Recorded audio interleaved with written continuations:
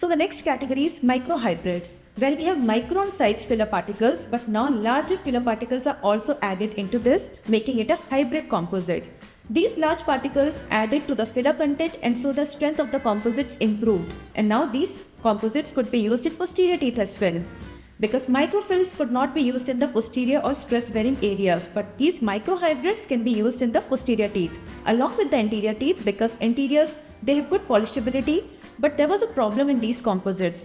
The large filler particles that were added would pluck out over a period of time, leaving some craters or rough surfaces on the top of the restorations. So patients immediately after the restoration would be happy with the shine of the gloss, but over a period of time they would come back for finishing and polishing of these anterior restorations. So that was one drawback of microhybrids. So the next category of hybrid composites is nanohybrids, where you have nanometer sized filler particles to which larger filler particles are added to make it a hybrid composite. And the filler content has also been increased. Now the strength is better, so they can also be used in your posterior restorations. For anterior restorations, yes, they are very good because they have very good aesthetics. If you compare microhybrids and nanohybrids, they have almost similar physical properties. But the micro hardness of nanohybrids is better than your microhybrids, and color stability is better for microhybrids compared to nanohybrids.